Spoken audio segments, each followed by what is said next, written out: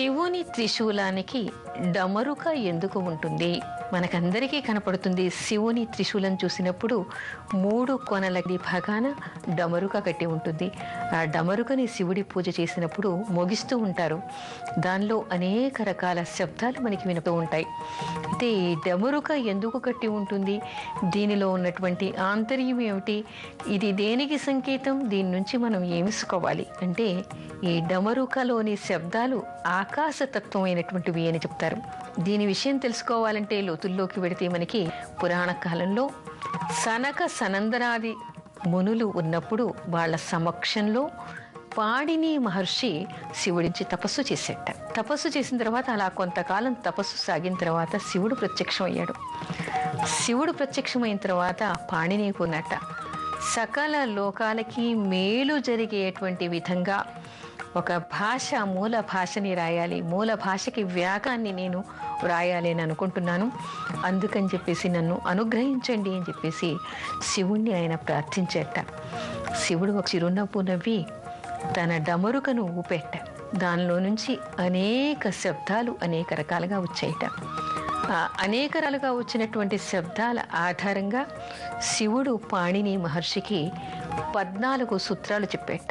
ఈ 14 సూత్రాల ఆధారంగా నువ్వు వ్యాకరణాన్ని రాయి అని చెప్పేసి, అది దేవభాషకి నువ్వు వ్యాకరణం రాయి, ఆ తర్వాత అది ప్రపంచంలోని సర్వ భాషలకి ఒక మూల భాషగా మాతృభాషగా అవుతుంది అనేటువంటి వరాన్ని ఇచ్చి ఆయన అంతర్ధానం చెందేట. అప్పుడు పాణిని మహర్షి ఆ 14 సూత్రాలని పట్టుకుని వాటి ఆధారంగా సంస్కృత భాషకి ఆయన వ్యాకరణం రాశాడు. వ్యాకరణం రాసిన తర్వాత సంస్కృత భాషని ఏమంటారు? సురభాష అంటారు. సురభాష అంటే దేవభాష. దేవభాష అనగానే అంటే దేవతలంతా కూడా మాట్లాడుకునేటువంటి భాషని సురభాష అని మనం చెప్పుకుంటాం. అదే సంస్కృత భాష. అయితే సంస్కృతానికి వ్యాకరణం రాసినటువంటి వాడు పాణిని మహర్షి. అయితే ఆ వ్యాకరణాన్ని దేనికి ఆధారంగా రాశాడు? శివుడి డమరుకలోని శబ్దాల ఆధారంగా, శివుడే స్వయంగా చెప్పినటువంటి 4 సూత్రాల ఆధారంగా ఆయన సంస్కృత భాషకి వ్యాకరణాన్ని రాశాడు. అయితే ఇక్కడ ఏం చెప్పుకుంటారంటే, సంస్కృత భాషతే సకల ప్రపంచంలోని సకల భాషలకి ఇది మాతృభాష లాంటిది, మూల భాష లాంటిది.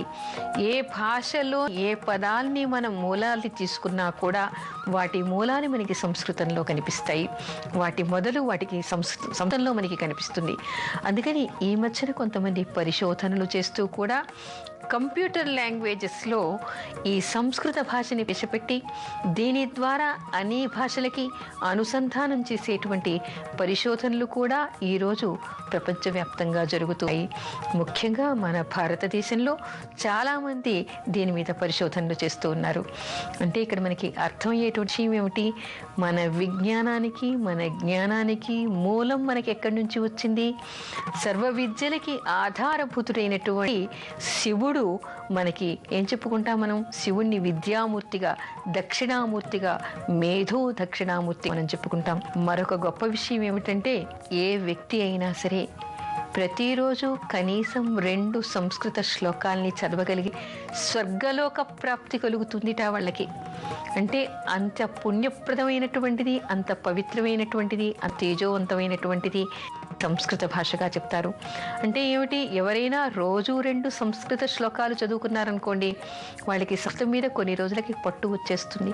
ఎందుకంటే ఆ శ్లోకాలు చదవటంతో పాటు దాని గురించి తెలుసుకోవాలనేటువంటి అభిలాష కూడా వాళ్ళకి కలుగుతుంది. దానికి తోడు వాళ్ళు ఏం చేస్తారు? అప్పుడు వ్యాకరణాన్ని కూడా తెలుసుకునేటువంటి అవకాశం ఏర్పడుతుంది. అలా చదవటం వలన మరే భాష అయినా కూడా చదవటానికి వాళ్ళకి లభతరం అవుతుంది. మరి అన్ని భాషల్లోని అన్ని విషయాల్ని వాళ్ళు ఆకలింపు చేసుకోగలిగితే స్వర్గలోక ప్రాప్తి ఎక్కడో లేదు, ఇక్కడే ఉంది, ఎంతో మధురంగా కూడా ఉంది. ఎందుకు అంటే, పూర్వకాలంలో మన భారతీయ సంప్రదాయంలో మనకి ఉన్నటువంటి పూర్వ ఋషులంతా కూడా ఎన్నో శాస్త్రాల్ని సంస్కృత భాషలోనే రచించారు.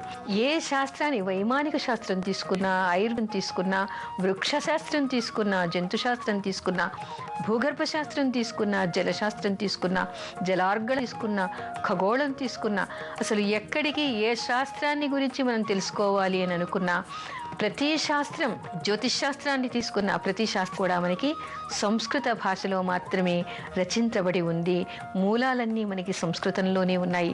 అయితే ఎవరైనా సంస్కృతం నేర్చుకున్నప్పుడు, దానిలో నిష్ణాతులు అయినప్పుడు ఏ శాస్త్రాన్నైనా కూడా చదవగలిగేటువంటి అవకాశం వాళ్ళకు వస్తుంది. తర్వాత మరో భాషలో దాన్ని తర్జుమా చేసి అనువదించి ఎంతో మందికి చెప్పగలిగేటువంటి అవకాశం వస్తుంది. అందుకని అటువంటి అత్యంత ప్రధానమైన భాషకి, వాటి సూత్రాలకి మూలాధారమైనటువంటిది శివుడి దగ్గర ఉన్నటువంటి డమరుక అనేటువంటి విషయాన్ని చెప్తారు. అందుకని రోజు శివునికి ఆ డమరుకకు కూడా నమస్కరించుకోవటం వల్ల మనకి కూడా సంస్కృత భాష మీద అభిలాష పెరుగుతుంది, ఆసక్తి పెరుగుతుంది, ఎప్పటికైనా నేర్చుకోగలిగే అదృష్టం కూడా కలుగుతుంది, శివుడి అనుగ్రహం కలుగుతుంది అని చెప్పుకోవచ్చు.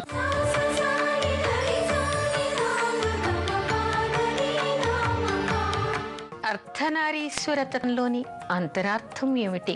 మనకి శివుడు అర్ధనారీశ్వరుడుగా కనిపిస్తాడు. తనలో పార్వతీదేవికి సగభాగం ఇచ్చాడు.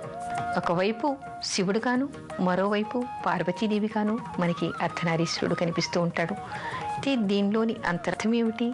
ఈలాంటి రూపాన్ని ఆయన ఎందుకు దాల్చాడు? దీనివల్ల మనం తెలుసుకోవాల్సినటువంటి విషయాలు ఏమిటి అనేటువంటి సందేహాలు కూడా మనవచ్చు. ఆధ్యాత్మిక గ్రంథాలు మనకి చెప్పేటువంటి విషయం ఏమిటంటే, దేవుడు అంటే శివుడు తన కుడి భాగం నుంచి పురుషుల్ని, తన ఎడమ భాగం నుండి స్త్రీని పుట్టించాడు అనేటువంటి విషయాన్ని చెప్తాడు. అంటే భగవంతుడికి కుడి భాగం నుంచి పురుషులు, ఎడమ భాగం నుంచి స్త్రీలు ఉద్భవించారు అని చెప్తారు. అయితే దీని అంతరార్థం ఏమిటి అంటే, ఇక్కడ పురుషులు అనేటువంటి దానికి అర్థం ఏమిటంటే, భగవంతుడి ప్రాణశక్తి నుంచి పురుషుల్లో ఉండేటువంటి పురుష కణాలు అనేటువంటి, జీవ కణాలు అనేటువంటివి ఇక్కడ రూపుదాల్చుకుంటాయి.